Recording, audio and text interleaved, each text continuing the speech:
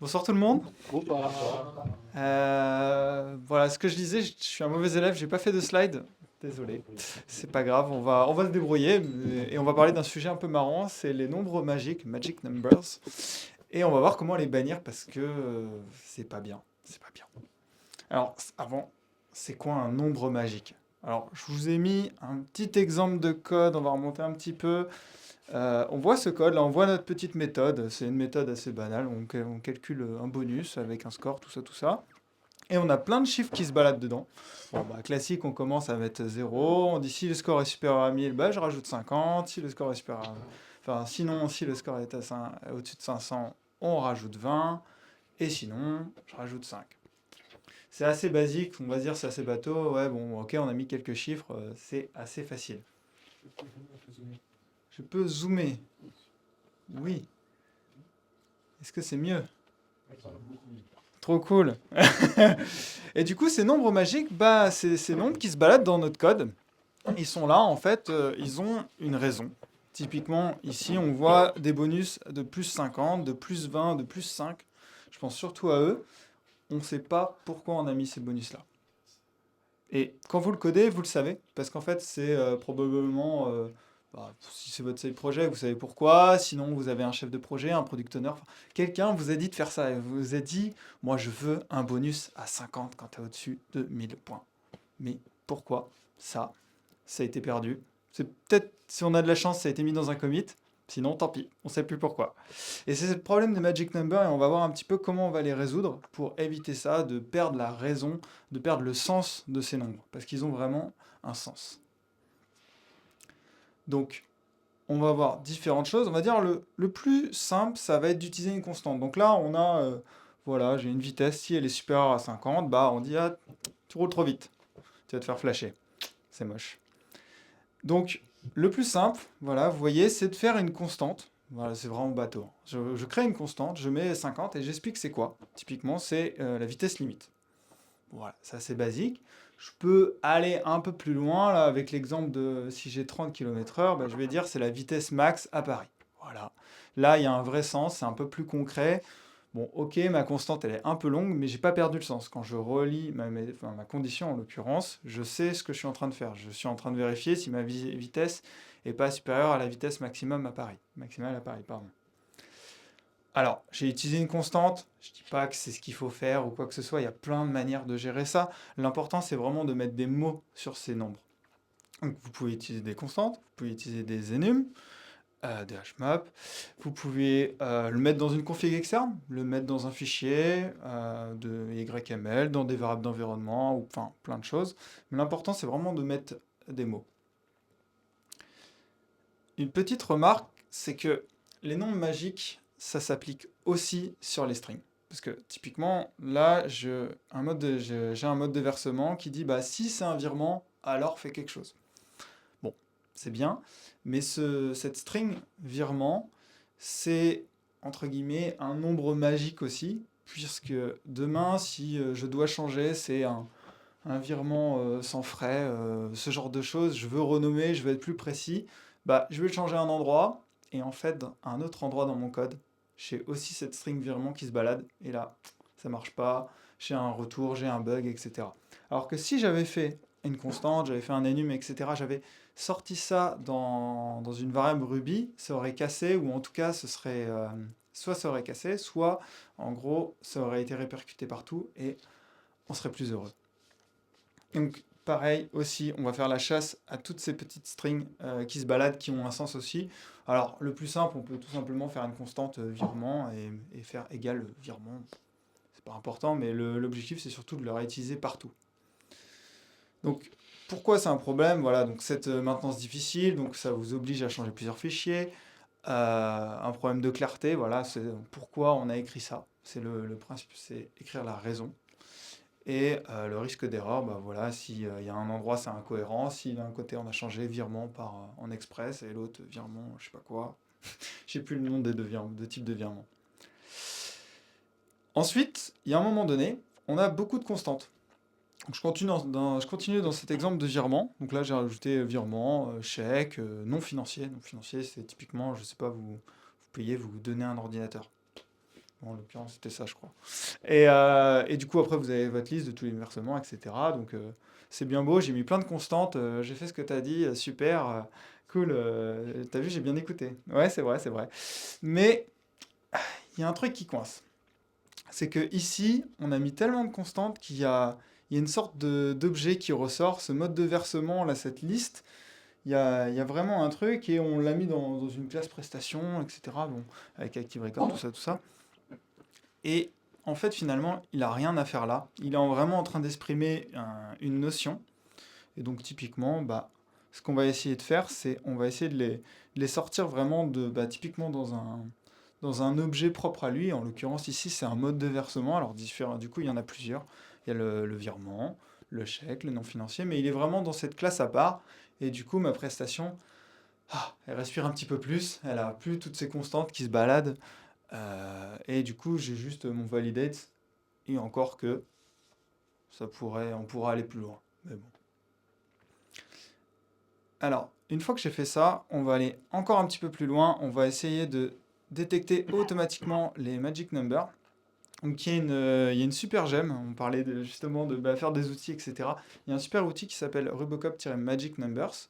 Donc, Rubocop, pour ceux ou celles qui ne savent pas, c'est un linter automatique. C'est-à-dire qu'en gros, il va regarder votre code et il va dire: ah, je sais pas, j'ai dit une bêtise, mais là, il faut que tu ajoutes un saut de ligne. Voilà, il faut que tu ajoutes un saut de ligne. Donc, voilà, c'est le but de Rubocop, de surveiller un petit peu toute la code base, de faire en sorte que ce soit écrit d'une manière, comment dire, dont vous avez défini les règles. En tout cas, il donne les règles par défaut. Et cet outil-là, en l'occurrence Rubocop Magic Numbers, son but, c'est de détecter dans vos méthodes les nombres magiques. L'exemple tout en haut, typiquement, il ne laissera pas passer ça.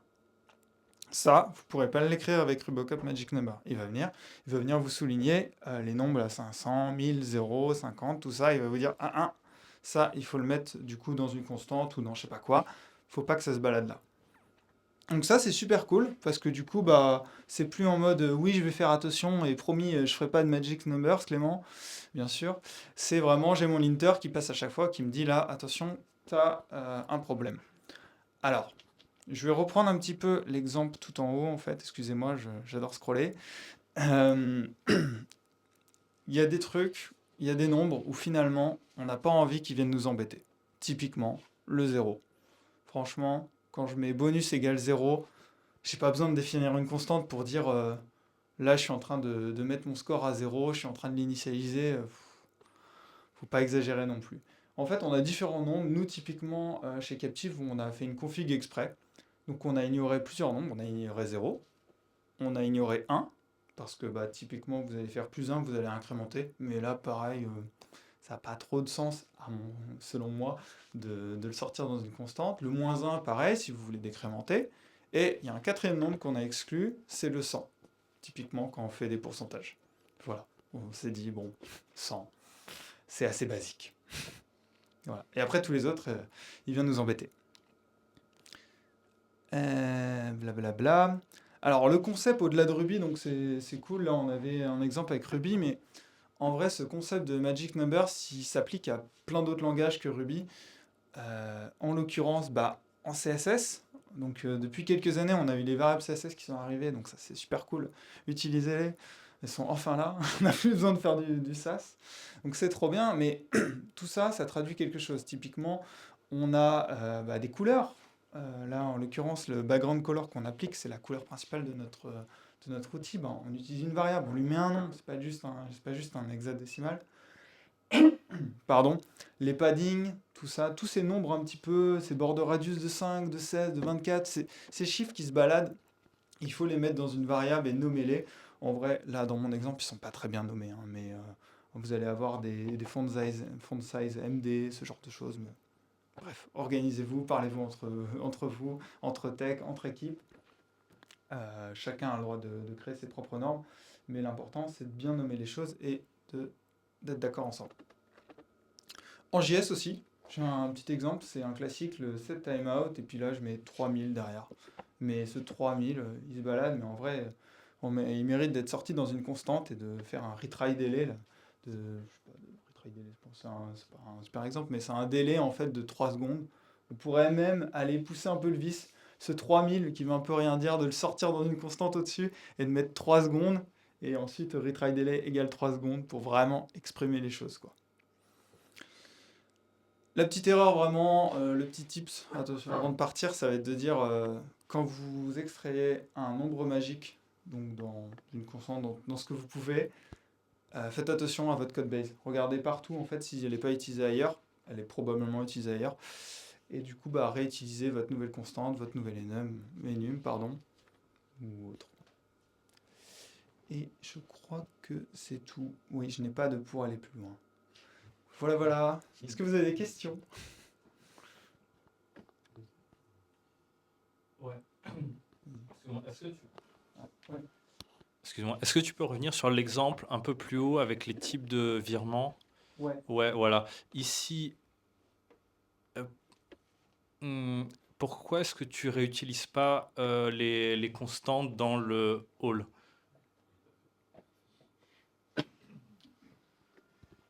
Parce que je l'ai écrit très vite. Et qu'effectivement, on pourrait réutiliser tout simplement les constantes. Là, franchement, je suis allé un peu vite. J'ai fait ça en vitesse. Ouais. Mais comme je disais, même le prestation, etc., le validate, en vérité, il y a peut-être une table qui devrait sortir ou quoi que ce soit. On peut aller beaucoup plus loin, quoi. Ça a envie d'être une classe. Ouais. Ouais. Ça a Il très envie respire d'être là, une classe. il est en mode sors-moi, sors-moi. D'autres questions? Tu peux développer ce que tu viens de dire? Comment ça, il y a une table de développement? Ah, ok. Euh, Typiquement, quand J'ai je... plein d'exemples. T'as plein d'exemples? Ouais. Vas-y. T'es sûr que je peux? Ouais, vas-y. Ok. Ok, j'ai fait des trucs de paiement. Donc ça c'est en train de me hurler. Je veux être une classe. Pourquoi? C'est des constantes magiques, c'est cool. Il en faut pas, c'est cool. On met une énum, on sait pas trop pourquoi, c'est cool. Mais l'intuition de le mettre en classe était pas trop mal. Ce qui va vous arriver, c'est que tous les modes de paiement ne sont pas les mêmes. Donc un jour, vous allez avoir, par exemple, j'ai fait des gestions d'impayés, un chèque. Il y a la date où il est écrit. Bon bah vous ne l'avez pas dans la main. Il y a la date où le client dit si je l'ai envoyé. J'ai aucune confiance. La date où vous l'avez reçu, quelqu'un quelque part a ouvert un courrier, quoi. Ça coûte très cher d'ouvrir un courrier. Et quelqu'un a dit ok, j'ai un chèque. Est-il valide? Est-il machin? Bon, alors ça, c'est le mystère. Ensuite, vous avez ah ok, peut-être qu'on a un chèque, peut-être envoyé par Sylvain, peut-être qu'il vaut 100 euros. Et peut-être que moi, derrière, j'ai pas 100 euros sur mon compte courant. Et donc, tout ce truc-là, c'est un life cycle entier qui est là, qui dit probablement, je pense que Sylvain veut me donner 100 euros, mais franchement, je suis pas sûr. Vous avez un autre truc, le virement, potentiellement il arrive tout de suite ou pas. Vous avez le support qui vous fait un truc ou pas. Vous avez, comment ça s'appelle vous avez les mandats cash ou les mandats CEPA, vous avez plein de trucs. Vous avez un CEPA. Un CEPA, jusqu'à 18 mois plus tard, vous pouvez dire ah non, en fait, je refuse de le payer. Hop, la banque, elle reprend l'argent à la personne à qui vous l'avez donné. Donc, ça me hurle. Il y a des moyens qui sont vérifiables presque tous, qui ont besoin d'un chiffre en euros ou pas pour non financier. Il y en a, j'ai confiance ou j'ai pas confiance. Il y en a, l'argent il est vraiment là ou il va repartir demain, etc. etc. Et tout ça, c'est des choses qui me hurlent. Je veux être une classe. Et donc après, vous aurez des modes de paiement. Et il va se passer 15 000 trucs en fonction des modes de paiement. Et je pourrais vous dire, bah, vu que vous êtes sur Internet, vous n'avez que 3 modes de paiement possibles. Donc chaque paiement est-il dispo sur Internet ou pas? Vous avez des prestataires ou pas? Vous avez des gens qui ont le droit de payer des trucs ou pas? Enfin, voilà, il y a 1000 choses autour de ça. Typiquement, quand vous avez un chiffre pour parler d'argent, aujourd'hui on se dit que c'est des euros et que c'est des euros ou des centimes. Ben, du jour où vous gérez les devises, ben, vous avez 3 classes, quoi. Enfin, voilà, plein de trucs comme ça. Donc au bout d'un moment, tu fais ton code, viteuf, et après tu fais ouais, en fait, non, ouais, en fait, non, ouais, en fait, c'est pas sûr. Et voilà. Je sais pas si j'ai été très clair. Et plus tu vas en avoir dans ta code base, plus ça va te. Déjà, ça va te frapper d'abord, parce que tu l'as pas vu venir, ça va te manger dans le dos et tu vas être dégoûté, et après tu vas les voir venir comme ça. Ça n'a pas l'air clair. Ouais. Mais typiquement, ce que disait Sylvain, c'est que ici dans la prestation, on a encore toute la notion de payer, a été payé, hein. Ça vient d'un exemple que j'ai pris. Et ça se ressent que ça veut sortir parce que bah, c'est tout cet changement d'état, etc. On a plein de méthodes qui arrivent, etc. Donc, tu as le modèle prestation, là, il est en train de déborder, alors que en fait, ce que tu es en train de faire, c'est des paiements qui ont des modes de paiement, etc. Et ta prestation à côté, c'est encore une autre notion qui vient dire ma prestation, en fait, je suis en train de donner ça à quelqu'un. Alors, ça, qu'est-ce que c'est? C'est un paiement. Le paiement, c'est quoi? C'est nanana, etc. Mais c'est vraiment cette deuxième notion. Et en fait, tu construis les choses petit à petit, et puis au bout d'un moment, au pire, tu le vois pas au début. Puis au bout d'un moment, ton code, il va devenir très très gros et tu vas le voir sortir, quoi. Ouais. Tu- Si, non. tu- Désolé, je vais me permettre. Vas-y. C'est pas que tu le vois pas, c'est que même si tu le vois, tu es interdit de le faire. Là, moi, je vois ça. Je pourrais dire ton code il est nul. Je pourrais dire, ah bah moi, j'ai géré des impayés, des trucs insupportables. C'est pas cool. Tu vois, c'est paternaliste, c'est machin, c'est pas cool. Je te dis, de toute façon, ton code aujourd'hui, il est pas bon et il faut 5 ans de travail pour que tu sois aussi balèze que moi. C'est nul. Enfin, c'est nul à chier. Et en plus, ton client, il a pas envie de payer pour ça. Donc, quand on voit ça, ça veut dire nous n'avons pas considéré tous les cas tordus, et en fait, probablement, nous ne voulons pas les gérer aujourd'hui. Et donc, ton code grossit. Et c'est normal. Et au bout d'un moment, il te hurle, ton code te hurle, non, en fait, là, range-moi mieux. Et tu vois, c'est juste ça. C'est juste que quand tu as un concept, tu vas devoir plus ou moins le factoriser. Mais, après, c'est mon approche du refactoring et de la duplication. Pour moi, dupliquer une fois, c'est ok. Dupliquer 2 fois, fais gaffe. Et au bout de 3 fois, quand même pas trop. Il y a des gens qui sont fanatiques et qui veulent pas dupliquer une fois, tu vois. Je sais pas si c'est clair, tu n'as pas encore l'air convaincu ou... Non. Bon, pas vous, je sais, j'ai pas bien identifié qui avait posé la question. Aussi, je l'ai posé à Clément. Ok. Ok. Ah,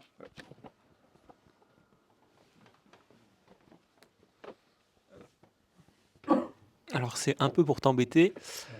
Tu codes en français? ouais, je code en français. Non, en plus, là, c'est un très très mauvais exemple parce qu'il y a des halls. Attends, désolé. Ah oui, bon. T'as le cravate si tu veux. Ouais, c'est un très mauvais exemple en plus. Effectivement, la plupart de notre code est en français, puisqu'on travaille principalement pour des sociétés françaises qui parlent en français, qui ont un langage métier en français. Mais ça veut pas dire que je code en français que je traduis tout. Typiquement, je vais pas aller m'amuser à traduire Rails, même si ça pourrait être marrant, en vrai. Ça ferait des alias partout, tout ça, tout ça. Non, en vrai, c'est un peu chiant. Et là, effectivement, c'est un très mauvais exemple parce qu'il y a un petit hall qui se balade. Mais en l'occurrence, virement, chèque, non financier, oui, c'est du code qu'on a utilisé. Ouais. Voilà. Mais si vous voulez, on peut en parler après. Vous sentez pas coupable, j'adore coder en français. Mais il faut pas parce que maintenant, on a des communautés Ruby partout et tout. Merci.